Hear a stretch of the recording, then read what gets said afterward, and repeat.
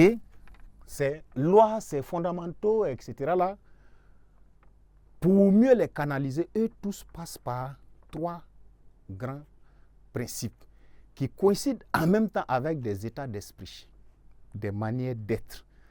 Certains, hormis sur papier ou par nécessité de preuve, dans leur nature, ils ne sont pas nés pour être des résumeurs, car certains ne savent pas aller droit au but, certains ne savent pas réduire, certains ne savent pas contracter. Vous pouvez prendre un exemple, demander à 2 personnes, poser une question suivante à 2 personnes. Est-ce que tu as mangé? Peut-être que la réponse à cette question peut faire suite à de l'argent, donc va manger comme tu n'as pas encore mangé. Pour avoir une première personne qui te dit non. Directement, il n'a pas mangé. Quelqu'un va te dire, moi non. Tu dis oui. Bon, si c'est moi, je n'ai pas encore mangé depuis le matin. Au fait, pour te dire oui ou non s'il a mangé, voilà tout ce détour qu'il te fait. Il y a des principes qu'il faut avoir dans le résumé et voilà qui vous permet, chers apprenants, de comprendre que ces lois, ces fondamentaux-là, le premier passe par l'esprit de synthèse. L'esprit de synthèse. Ça veut dire que quand vous abordez le travail de résumé, quand vous êtes sur un texte, vous actionnez dans votre tête que vous êtes venu pour dire peu.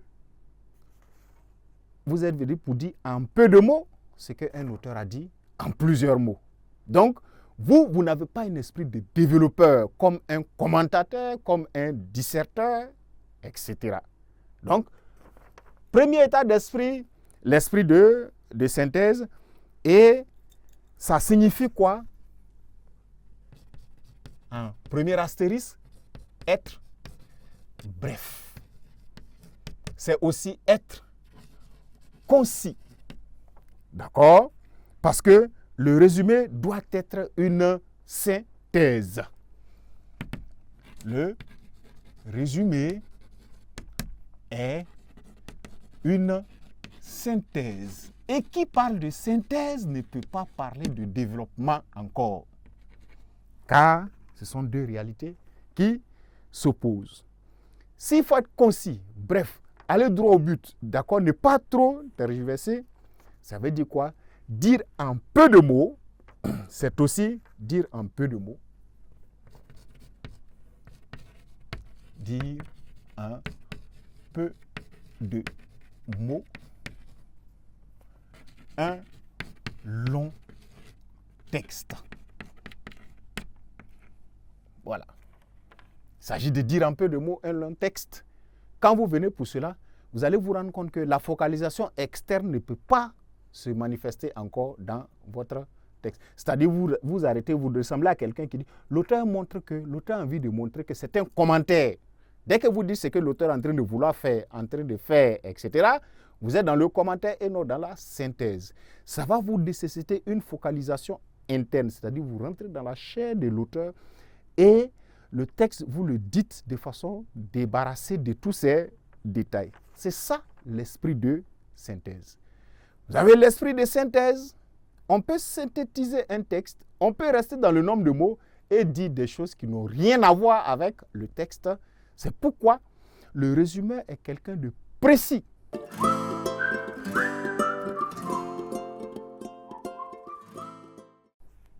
Deuxième fondament, deuxième loi, j'allais dire ainsi, n'est-ce pas? La précision. La précision. Le résumé est quelqu'un qu'on doit pouvoir suivre sans s'égarer. Maintenant, lorsque votre résumé tire dans tous les sens, il peut être bref, mais à l'intérieur, partir dans tous les sens. On ne comprend rien dans un petit intervalle que vous avez produit. C'est parce que vous n'êtes pas précis dans les choses. Ça va signifier quoi? En premier astérisque, aller droit au but. Droit au but. Voilà. On va sur l'objectif précis. On ne s'éparpille pas entre plusieurs objectifs. Dès qu'on le fait, on va forcément inviter quelque chose de nouveau dans son résumé. C'est aussi être, voilà, l'exactitude dans les affirmations. Voilà. Les attitudes dans les affirmations signifient être précis sur ce que vous dites.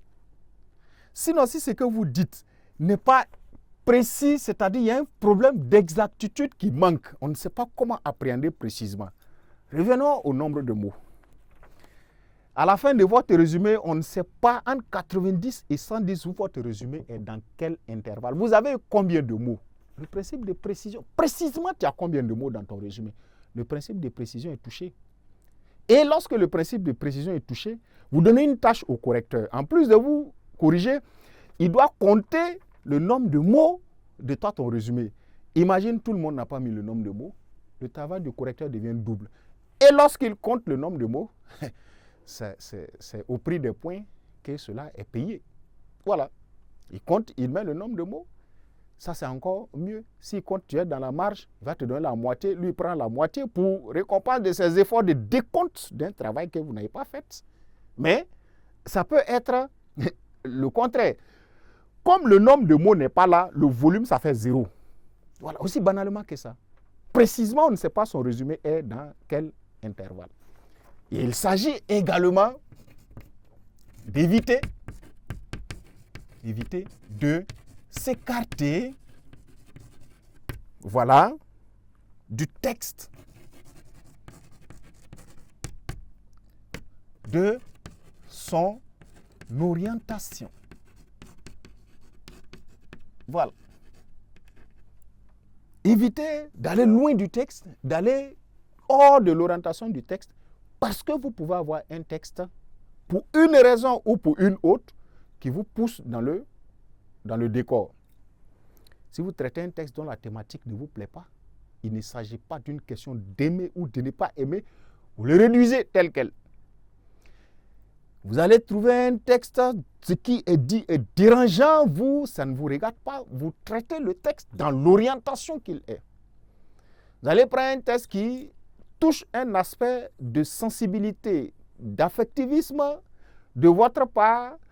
Il ne s'agit pas de faire un résumé selon votre vision des choses, mais c'est selon la vision du texte. De sorte que, même si c'est un texte, la plupart du temps, on le retrouve dans les sensibilités confessionnelles, sentimentales, émotionnelles. Si vous traitez un texte qui parle de la nécessité du conjoint d'être présent dans la conduite à terme, dans de bons termes, de la grossesse de la mère, ce n'est pas parce que vous n'avez pas le temps pour vous asseoir à côté d'une mère enceinte, voilà, qu'il faut dire non, ce n'est pas cela, ou bien envoyer vers cela. Vous ne dites pas le contraire de l'auteur, vous allez effectivement aller. Mais si vous êtes le conjoint qui n'est pas d'accord avec cela,